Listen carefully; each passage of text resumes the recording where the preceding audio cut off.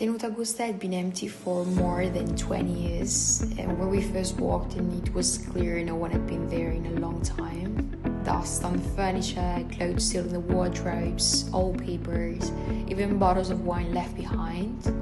It looked like the owners had left and never returned. So in June 2024, we decided to buy it and bring it back to life. The first thing we had to do was clear everything out, so we filled 5 truckloads with old furniture, personal belongings, and all sorts of things that had been sitting there for decades. And once it was empty, we started stripping the plaster, over 1,200 square meters inside and outside.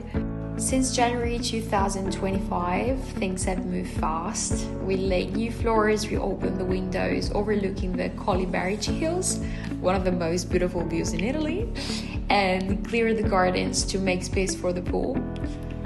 We even opened a new road into the property, giving us 2 entrances and plenty of parking.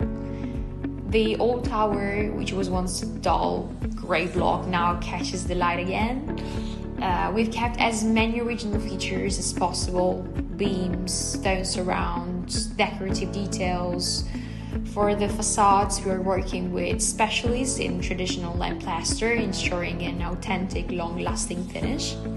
The stonework has been restored by Sergio and Giuliano, 2 craftsmen with over 40 years of experience. Finding enough original Nanto stone wasn't easy, but we did it. Even small details have been a challenge, like the doorways. The originals were too low, but we didn't want to destroy the stone frames, so we raised them by adding matching extensions, leaving a clear line where the old meets the new. Working here has been a real journey of discovery. One day we spoke with Rita, who grew up in this villa as a child. And not long after, while cleaning one of the walls, we stumbled upon some handwriting dated November 1751. At first we thought, wow, 275 years. But soon we realized the villa's story goes back much further. We also discovered that it once belonged to the Tassis family, a noble name Ossano going back to the early 1500s. Learning all of this only deepened our commitment to restore without erasing, to preserve the soul of this historic place.